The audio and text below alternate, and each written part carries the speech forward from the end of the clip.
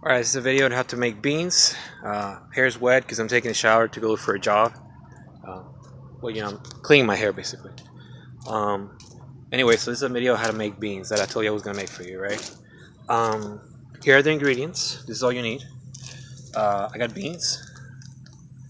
How many? As many as you want to cook. I'll tell you in a minute about that. So, one ingredient is beans. The other ingredient is salt. And the other ingredient is, I guess, just water.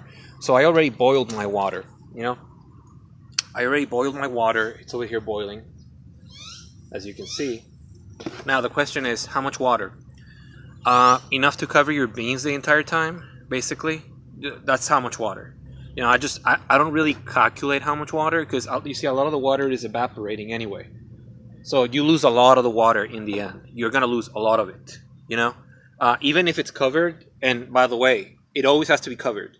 When you're heating water, when you're heating up the water, when you bring it up to a boil, if it's uncovered, it takes longer to heat up, so you're wasting time.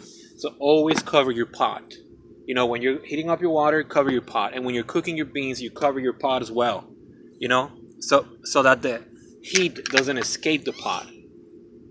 So the heat stays in the pot. Because if the pot is hot at any given point, your food is gonna cook faster. You don't want to lose heat. Okay, so I already told you the ingredients: beans, salt, and water. Water's up to a boil. That was the first step. How much water? Enough to cover how many beans you're making. You'll know if you put too much water anyway. Like, you're not supposed to have a full pot of it. That's too much water. I mean, unless you're cooking the entire bag or something. I think I put like half the pot here. I think it's about half, and I already lost a whole bunch of water, which is what I intended. Because when it steams up, that's what happens. Anyway, so I'm gonna go ahead and add the salt first. I'm gonna salt my water. How much salt? You've tasted salt. You know when you put salt on a steak when it's too much salt. You know that. So just kind of take a guess of how much would be too much salt. Like, you're like, okay, that's too much salt. I'm just gonna put a little bit. And the good thing about salt is you wanna keep it safe. You don't wanna add too much salt, because in the end you can add salt at the end when the beans are cooked, when they're done. You can add salt to them when they're in your bowl. So it doesn't matter. You salt the water first, so that the water salts. Because once you put the beans, the water doesn't move as Anyway, the water is moving, so it's kind of like stirring the salt by itself because it's boiling. That's why you add the salt first. And then you add the beans. Okay, so how many beans? However you want to eat. You kind of have an idea of when the bean is cooked. You know how it increases in size; it gets bigger. More or less what a cooked bean, what the size of it would be. Right now it's this size, but when it's cooked, that it's probably like about twice the size when it's cooked. Or almost twice as big, I guess. So you want the water to cover the beans, not just when they're little and uncooked. You want the water to cover the beans when they're also cooked. When they're already twice the size. And that's how you calculate how much water you're gonna have in your pot, by picturing, okay, I'm gonna add these many beans, and when they're cooked, they're gonna take up this much of the pot. I want to make sure that my water is still covering them the entire time. So that's how you know how much water. Okay. All right. So I'm gonna go ahead and add as many beans as I want. I buy this brand, Hill Country Fare, because it tastes better than the HEB brand. I don't like the HEB brand. I don't like how the beans taste. The grains of the beans, or each individual bean, it tastes different for sure.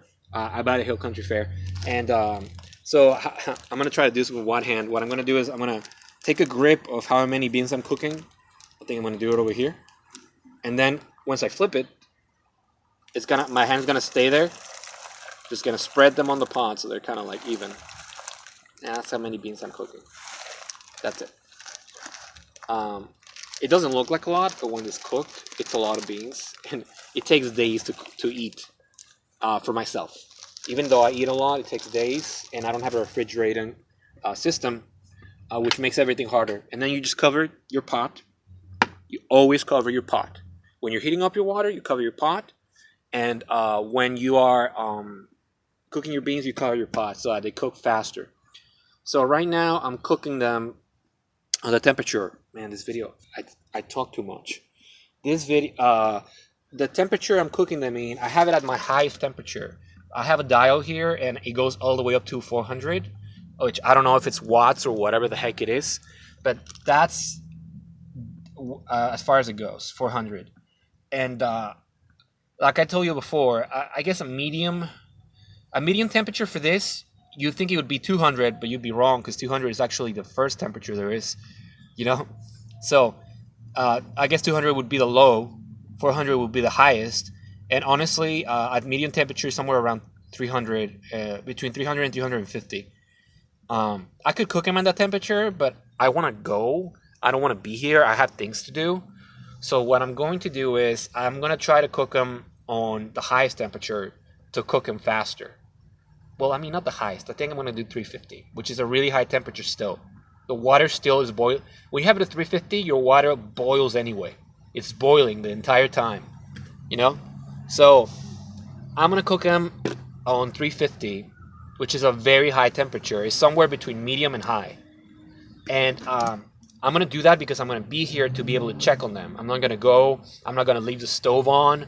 I'm going to be here the entire time. So if my water runs dry because it's too much of it is evaporating, then I'm going to go ahead and add more water because I'm here to check on it. So there's no dangers of a fire or anything like that. I can cook them on high temperatures so my beans can cook faster. Hopefully in between an hour and a half and 2 hours. Hopefully. I'm going to try to do something in the meantime. That's the entire tutorial, basically. In the end, when the beans are cooked, you mush them, you know, with the potato masher, and you add oil because the oil adds flavor. This makes them very, very flavorful once you mash them. And that's basically it. I'll show you the result when it's done. I really gotta wash my hair. All right. Well, talk to you later. Bye.